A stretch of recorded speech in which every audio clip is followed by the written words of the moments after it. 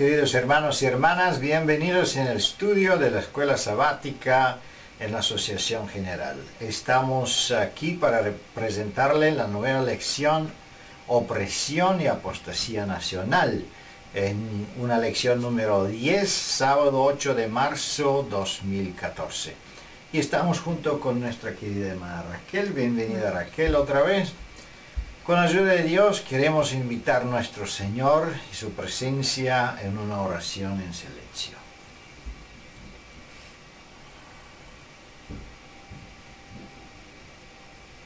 Amén.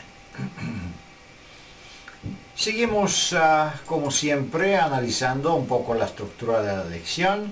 Empezamos con una introducción, unión por el mal. Pero antes de eso debemos analizar un poco el título de la lección, porque puede ser un poco confuso para algunos. Opresión y apostasía nacional. ¿Qué es una apostasía nacional y por qué se habla de una apostasía nacional? ¿Tenemos una nación que es elegida por Dios o de qué estamos hablando? En los mismos testimonios, en desarrollo de la lección, vamos a ver que estamos hablando de Estados Unidos. No es que Estados Unidos sea una nación elegida, una nación de Dios que ha apostado, entró en una apostasía, pero vamos a ver que cuando una nación se pone o se opone directamente contra la ley de Dios y contra el gobierno de nuestro Señor Jesucristo, entonces puede considerarse de una nación apóstata. Seguimos adelante, una unión por el mal, y en eso vamos a ver cómo esta bestia que tenía una apariencia muy amable y muy agradable, hasta una apariencia de cordero, y un momento empieza a demostrar un carácter de una bestia terrible, del dragón, y cómo eso sucede se va a ver en esta parte introductiva de la lección de Escuela Sabática. El próximo subtítulo, ¿qué implica la apostasía y ruina nacional?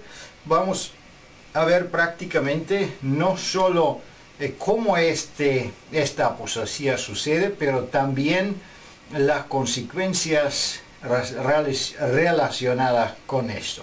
La legislación dominical universal está hablando de la extensión de la ley dominical no solo en las ramas de Estados Unidos, pero también hasta el fin del mundo. Y en este caso es muy importante mencionar también la parte o la responsabilidad que el pueblo de Dios tiene en este corto tiempo que nos queda.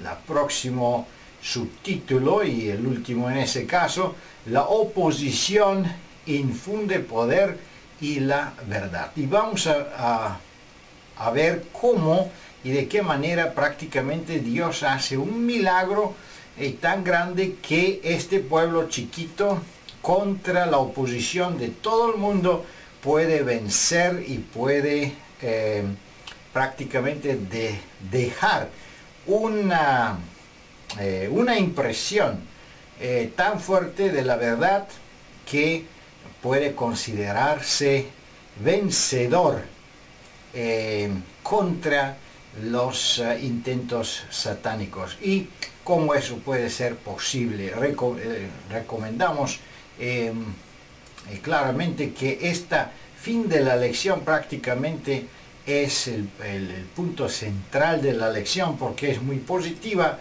y es algo que todos nosotros necesitamos conocer.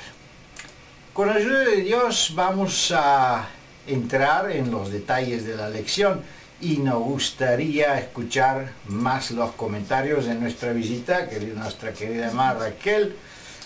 La primera pregunta: ¿cuáles son los poderes que se unen para luchar contra Dios y su iglesia? En la lección pasada también se habló, y especialmente la pregunta número 2 es casi una repetición de algunas preguntas de la lección pasada, pero podemos ver ahora esta lección de un otro punto de vista. ¿Quién son los poderes que luchan contra Dios? Bien, es importante considerar que la cita de Apocalipsis 16:13 nos habla del dragón, de la bestia y del falso profeta. Hemos considerado algunos de estos símbolos en Apocalipsis 13, en las lecciones que habíamos considerado en los sábados anteriores. En Apocalipsis 13 encontramos al dragón que inicialmente y genéricamente simboliza a Satanás, pero también representa el espiritismo y el paganismo en general, como institución o como grupo religioso representativo de un gran porcentaje de la población mundial. Por otra parte tenemos la bestia, se refiere estrictamente a la bestia que surge de las muchas aguas, así que estamos hablando del papado. Y en relación al falso profeta, es interesante que habíamos considerado en Apocalipsis 13 también la imagen de la bestia.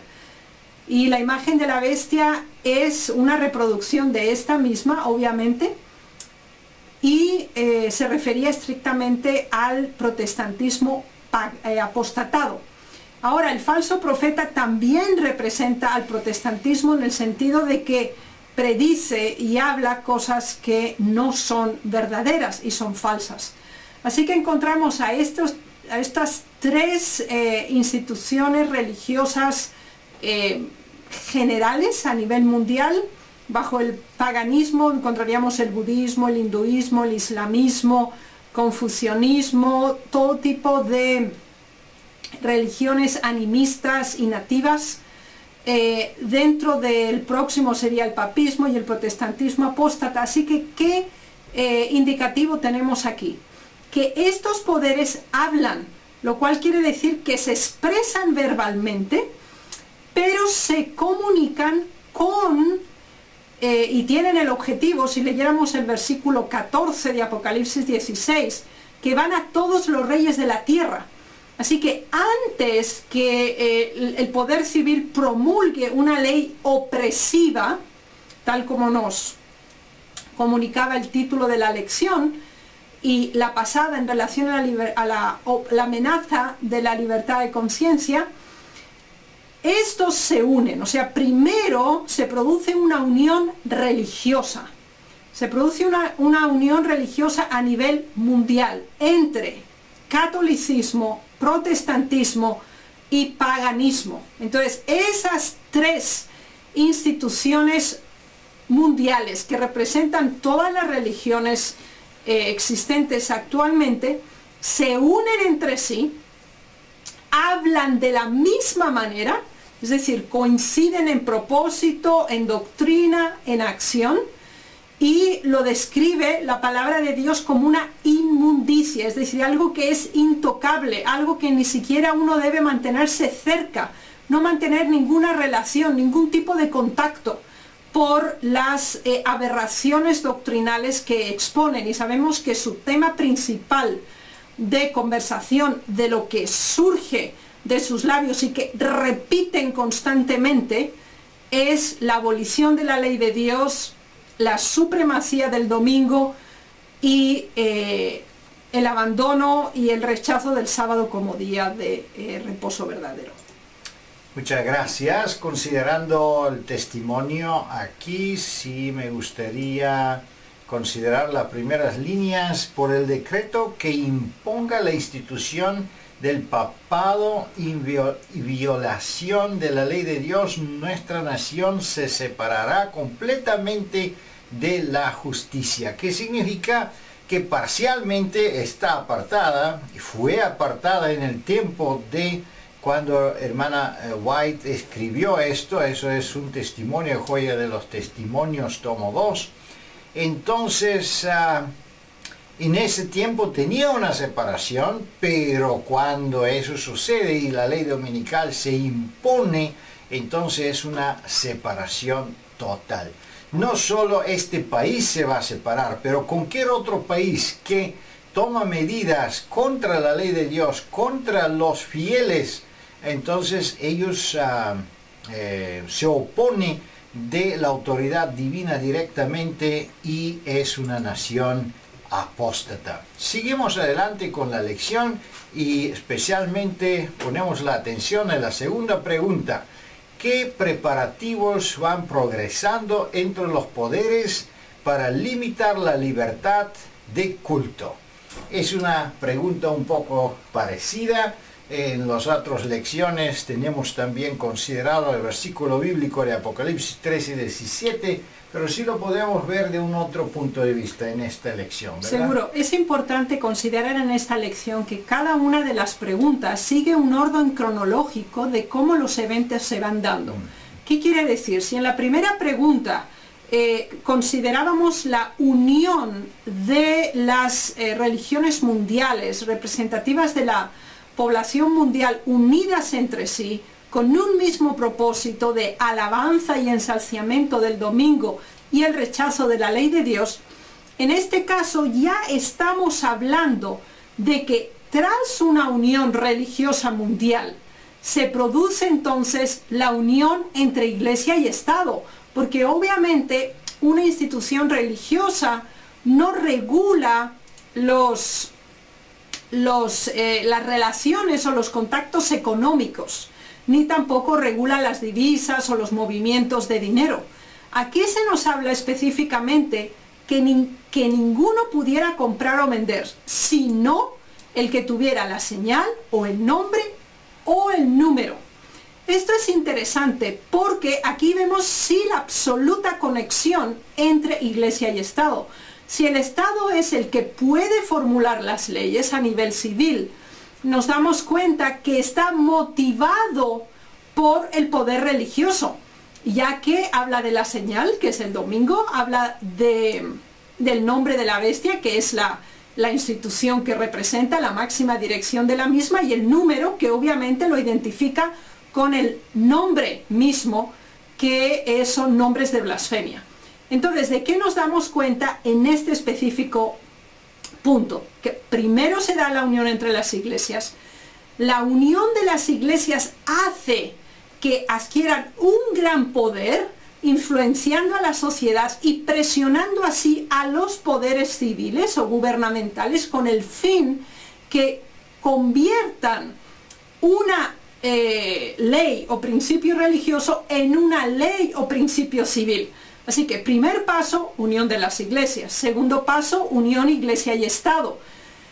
Y entonces el Estado pronuncia leyes que limitan la libertad religiosa y empieza ese proceso de apostasía nacional. ¿Por qué razón? Precisamente porque específicamente en Estados Unidos, si recordamos la bestia que surgía de la tierra, esa tenía dos cuernos, simbolizando el republicanismo y el protestantismo. Implicaba separación de Iglesia y Estado. Ahora ya no más. La Iglesia y el Estado son uno. Segundo, se cambia la Constitución de manera que ya no se tolera más la libertad religiosa, la libertad de conciencia o la libertad de expresión. Y en ese sentido nos damos cuenta que empieza el proceso de absoluto deterioro e irrespeto de las libertades fundamentales del ser humano. Muchas gracias. Algunos seguro se están preguntando cómo es posible que Estados Unidos, un poder tan grande, una fuerza militar, puede ceder la influencia de las iglesias y editar o hacer una ley contra de su constitución. Debemos recordarnos que las elecciones en este país usan mucho la propaganda dentro de las iglesias para considerar sus votos. Y si una vez el protestantismo y la Iglesia Católica y las religiones apóstatas se unen y una unión ecuménica, entonces van a tener una influencia increíblemente grande en el gobierno, porque prácticamente ellos pueden elegir o deselegir los candidatos de uno u otro partido. Por lo tanto, también el poder político va a ceder esa influencia y editar una ley semejante. Seguimos adelante y vamos a ver qué consecuencias va a sufrir este país por hacer una ley semejante. La pregunta número 3 es muy interesante. Al restringir la libertad religiosa, ¿cuál será el resultado para la nación de los Estados Unidos? Esta cita, la de Gálatas 6:7, presenta una ley básica y bíblica.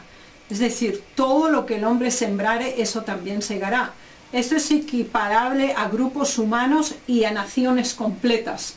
En el caso específico de la nación que estamos tratando es Estados Unidos, que se caracterizó en su origen por dar cabida y revelar un espíritu de tolerancia ante diversidad de opiniones y diversidad de proyecciones religiosas. Sin embargo, llegará el momento en que, como enfatizamos anteriormente, esos principios serán abolidos, desconsiderados completamente, y entonces se impondrá un solo modo de pensar, un solo modo de creer y un solo día para adorar.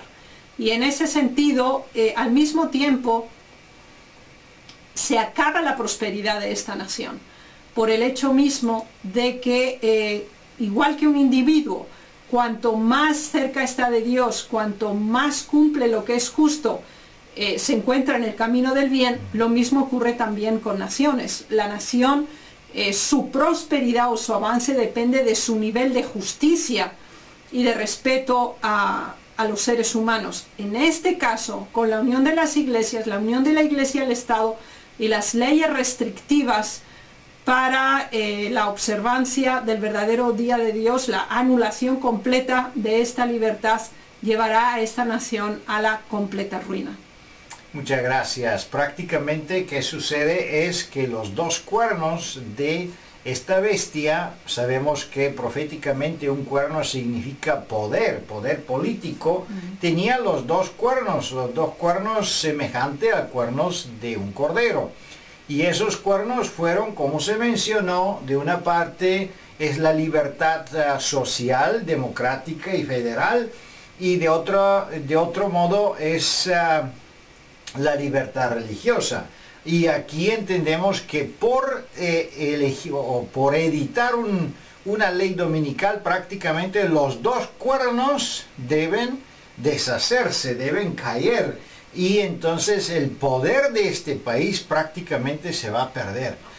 Se va a levantar un gobierno dictatorial, peligroso. Y de esa manera este gobierno, por supuesto, va a perder su influencia. Y es interesante que si nos recordamos en estos últimos años, la crisis económica, cómo sucedió de un día a otro, un mes a otro. Es increíble cómo primero empezó en este país y después se desarrolló un crisis económico mundial prácticamente de un tiempo muy corto. Y así también está aquí la descripción en las profecías. Es interesante que este tema es algo que no hablamos mucho de eso, siempre nos enfocamos de la ley dominical, pero debemos entender que consecuencias van a seguir no solo para el pueblo de Dios en ese caso, pero también las naciones que se unen contra del pueblo de Dios van a sufrir también una crisis, una consecuencia, pérdida de bendición que también va a resultar y reflejar y una persecución más severa. Vamos a ver en las próximas preguntas qué sucede después. Pregunta número 4 es muy interesante también. Al final, ¿cuántos países tomarán parte en la emanación de la ley restrictiva? Es interesante comparar esta pregunta, la 4, con la 1, porque en la 1 también nos preguntaba cuántas iglesias van a formar parte o cuántos poderes religiosos. Así que nos damos cuenta que este sistema es como una onda expansiva.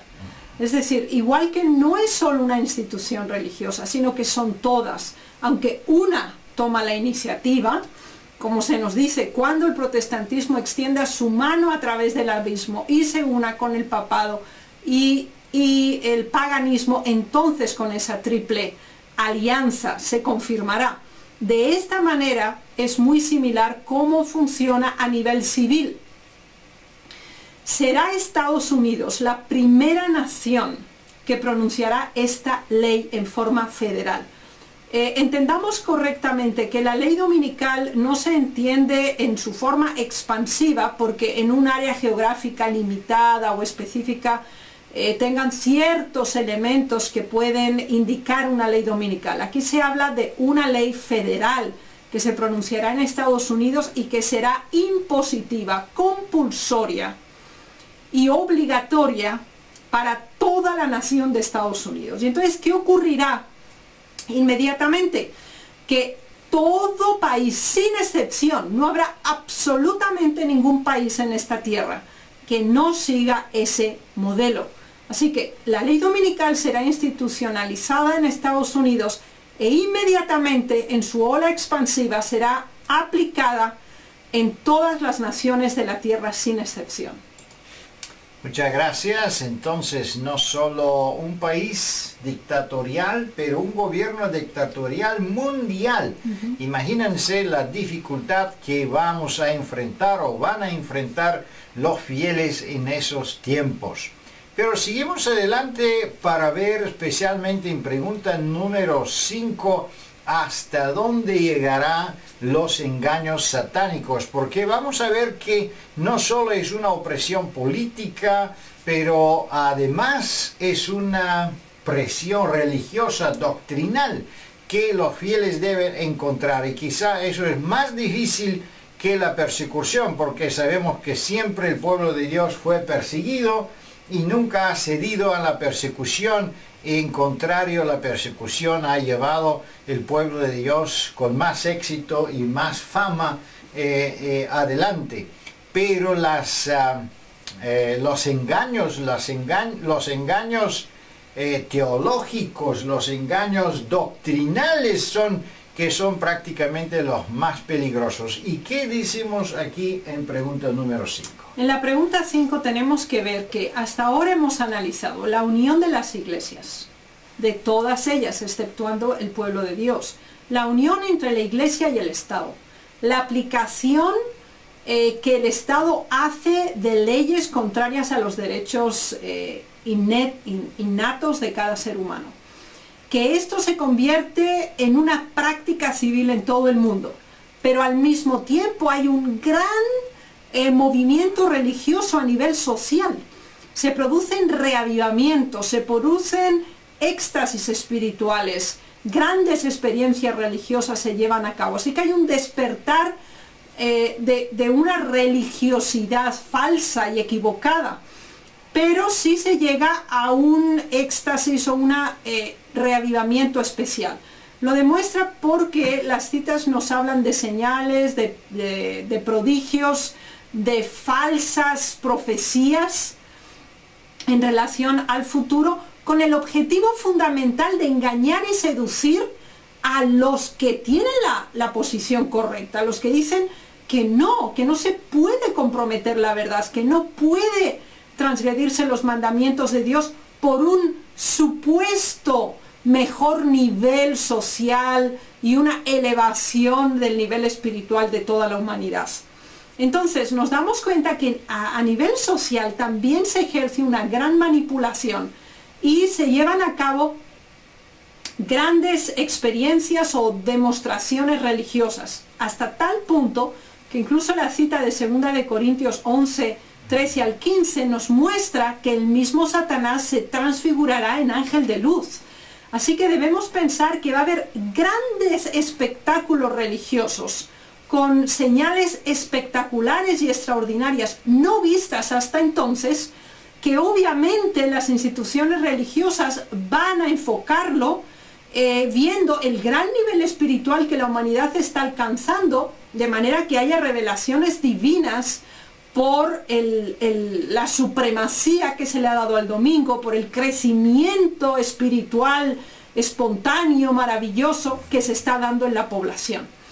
Y esto realmente es importante porque hasta ahora nos damos cuenta que hay 3 niveles de acción: unión de las iglesias, unión de la iglesia y el Estado, aplicación de principios religiosos en forma de leyes civiles, y al mismo tiempo una conmoción social a nivel religioso que impacta en forma espectacular a aquellos que son una minoría pero que están permaneciendo fieles. Y esto produce ahora un gran rechazo por aquellos que no comparten esta éxtasis y este falso reavivamiento espiritual, diciendo que conocen a Dios, que practican lo correcto. Obviamente están negando la verdad en sí misma.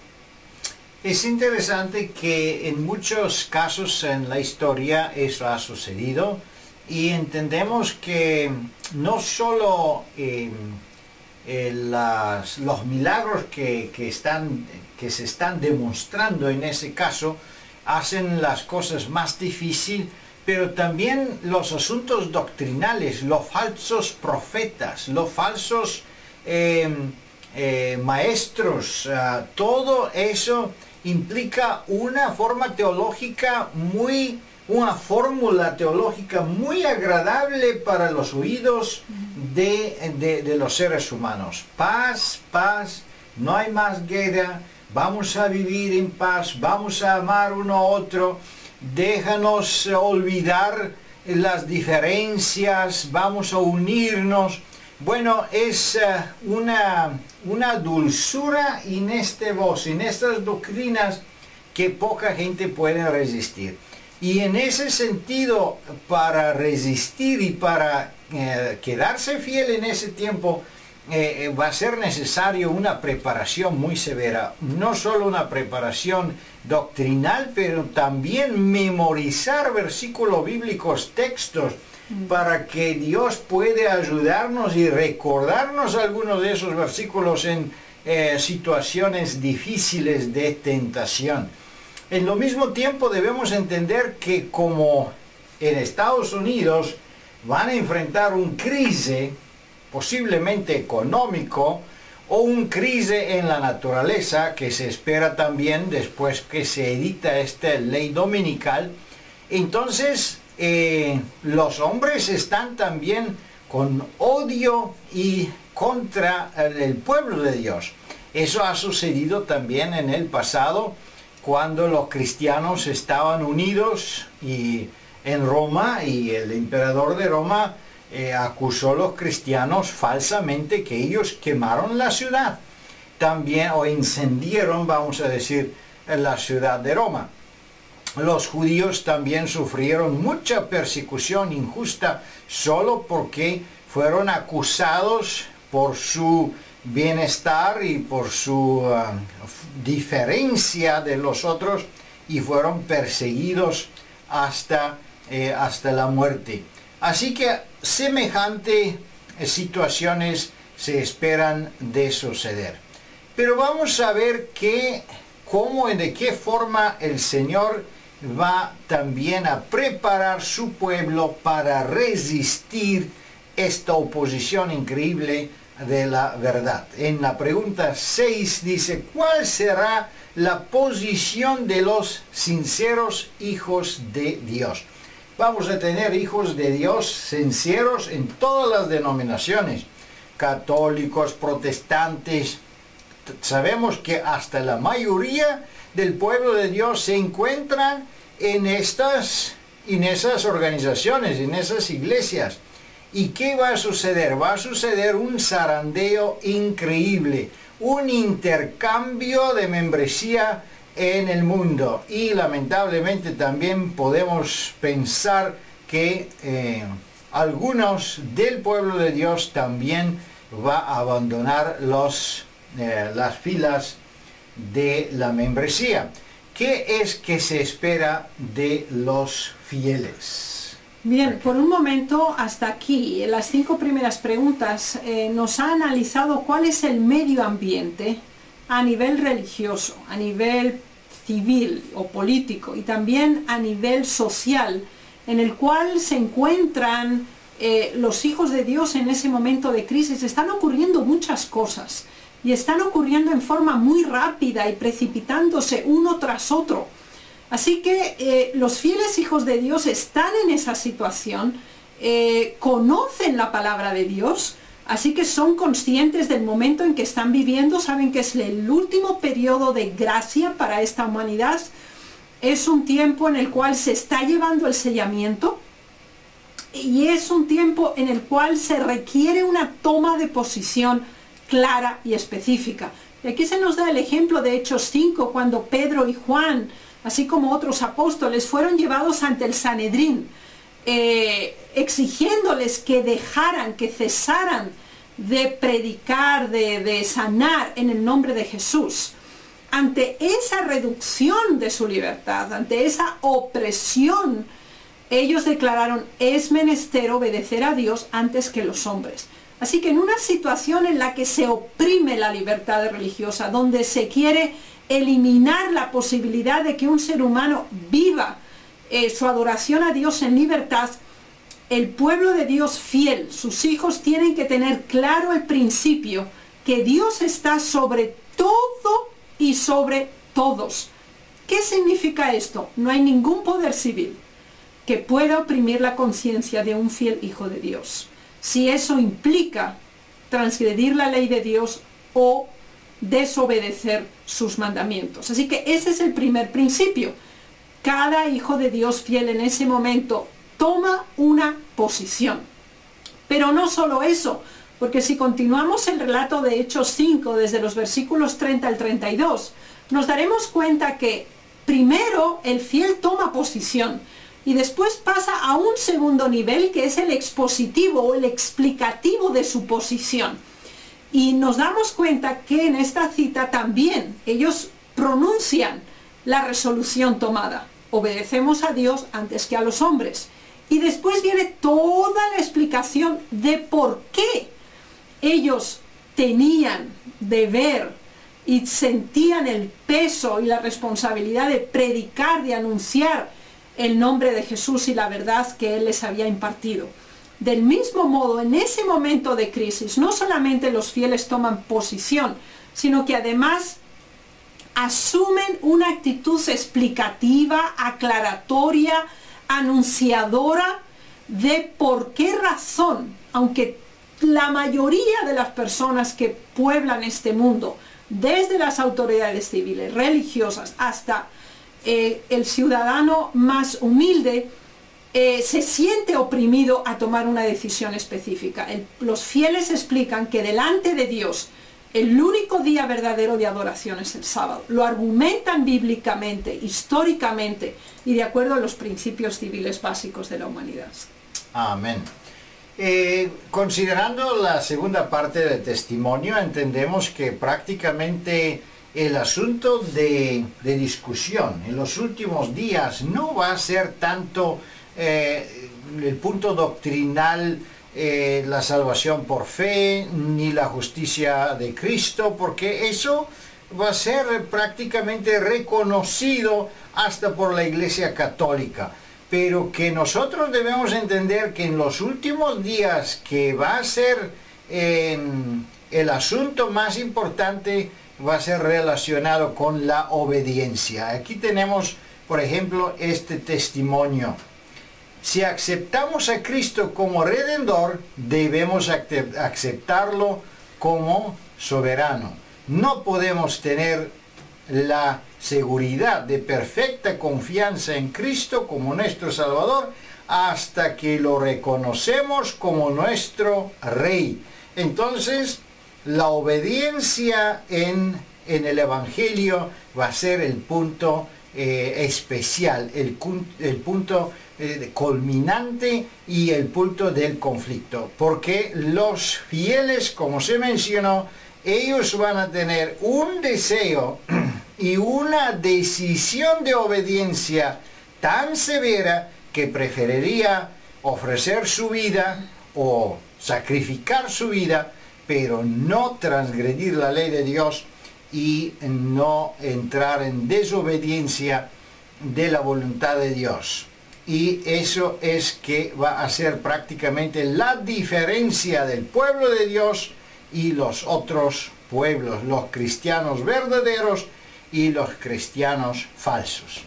Seguimos en la pregunta número 7. ¿Qué pasará con algunos de los fieles testigos? ¿Qué pasará? Es interesante que con la misma intensidad en que la ley dominical va aumentando su rigor y su imposición, los fieles no solamente toman una decisión, que Dios está sobre todo, no solamente explican bíblicamente lo que esto significa, sino que al reaccionar en una forma tan clara y segura por el poder que Dios les da por medio del Espíritu Santo, como se nos da el ejemplo aquí de Esteban, ellos, los que no desean escuchar la verdad, sienten odio hacia este pequeño grupo que presenta aquello que es verdad. Así que algunos serán llevados a la muerte, pasarán por el martirio, otros serán encarcelados, otros aún irán huyendo de una ciudad a otra. ¿Esto qué nos demuestra? Los fieles saben que aún hay tiempo de gracia, que el Espíritu Santo se ha derramado con gran abundancia sobre ellos, de manera que el mensaje de la verdad, la posición correcta en cuanto a la ley de Dios y el día correcto de adorarle, se ha extendido a todo el mundo. Así que ellos no valoran su vida sobre la verdad, sino que consideran a Dios la máxima autoridad en sus vidas, y su propia vida no la consideran de valor por presentar la verdad, tal como se dio aquí en el caso específico de Esteban. Pero es algo interesante, porque esta descripción del apedreamiento de Esteban no era casualidad, es decir, coincidía exactamente de acuerdo a la cadena profética de los 490 años dedicados al pueblo judío, que terminaba exactamente en la fecha en que Esteban fue apedreado. Así que el pueblo de Dios en ese momento de extrema crisis, opresión, dificultades, persecución, martirio, encarcelamiento, sabe que el tiempo de gracia se está terminando. Con mayor intensidad y con mayor poder se extiende para la predicación del Evangelio a través del poder que Dios le imparte. Muchas gracias. Prácticamente todo lo que estamos discutiendo en esta pregunta podemos encontrarlo en Apocalipsis capítulo 12. Ahí en una versión muy breve encontramos la descripción de esta guerra del mal y de Dios. Entonces ahí también se expresa claramente el profeta cómo van a vencer los fieles. Pero aquí es interesante la primera línea del testimonio, que dice que el celo de aquellos que obedecerán al Señor aumentará cuando el mundo y la iglesia se unen para anular la ley. Entonces debemos entender que así como el enemigo intenta desanimar los hijos de Dios, así en la misma proporción Dios va a derramar su espíritu para que el celo y la fuerza espiritual aumenta proporcionalmente. Así que los fieles no tienen nada que temer. Con mucho poder, con mucha sabiduría, ellos van a enfrentar este terrible poder y estos terribles engaños del Satanás, y podemos deshacer los engaños, explicarlo a los otros creyentes, hijos de Dios, protestantes, católicos, en cualquier lugar ellos están, para que ellos puedan entenderlo, iluminarse y unirse juntos con el pueblo de Dios.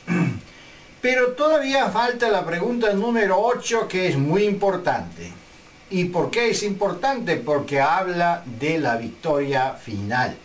cuál es el medio para resistir y salir vencedor contra la bestia y su imagen. Imagínense que eso no es una victoria sobre un poder civil, en un país solo, pero debemos recordarnos que eso va a ser una unión mundial, internacional, y los fieles va a ser una poca gente contra el resto del mundo. Imagínense qué fuerza de identidad va a ser necesaria y qué fuerza del Espíritu Santo para resistir este bloque de guerra contra el pueblo de Dios.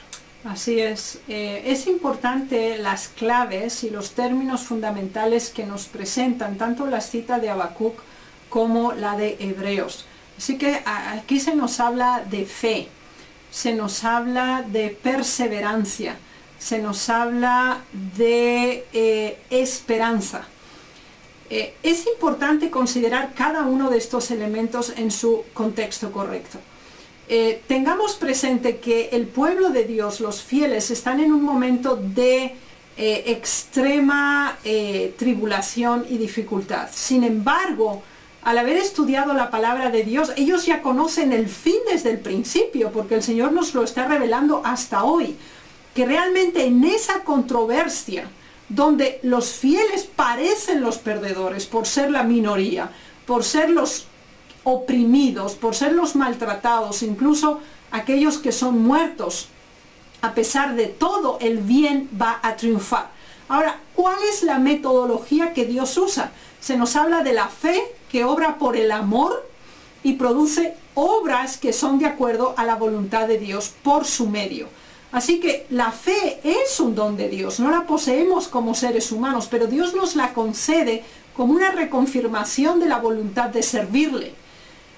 Ahora, se exige del ser humano que en esos momentos de dificultades se aferre a la verdad aceptada, creída y practicada, motivados especialmente por la promesa que se espera de la segunda venida de Cristo y el triunfo final del bien sobre el mal.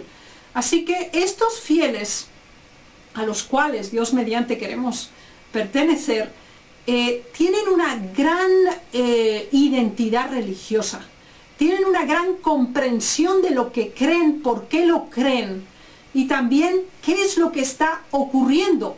Y por lo tanto ellos no se encuentran a la deriva o se conducen ciegamente. Saben exactamente los eventos que están aconteciendo, los que están por sobrevenir y recuerdan la palabra del Señor. Permanece fiel hasta el fin y el justo vivirá por la fe.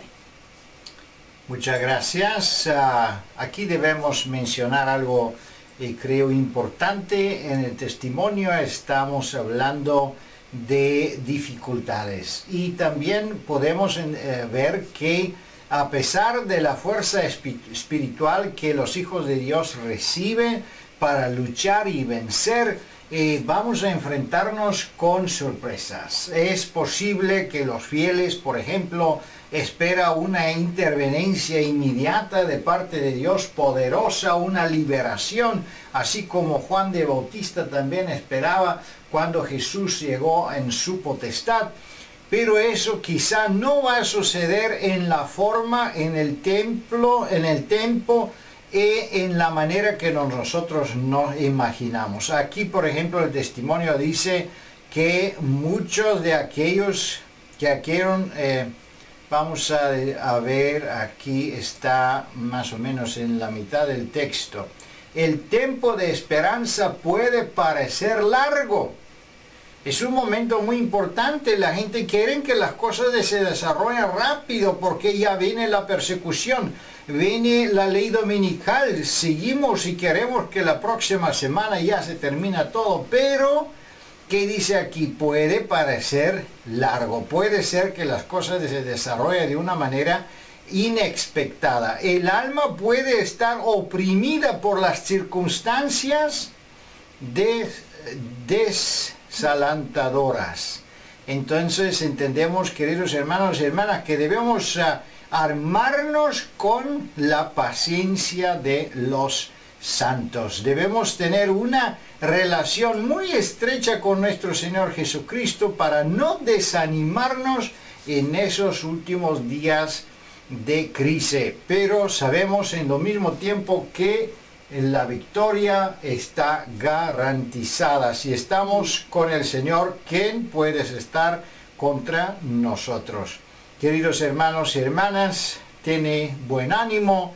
Le deseamos un bendito sábado y disfrutan esas lecciones tan importantes, lecciones de preparación para el último tiempo. Que Dios le bendiga y le guarde. Amén. Amén.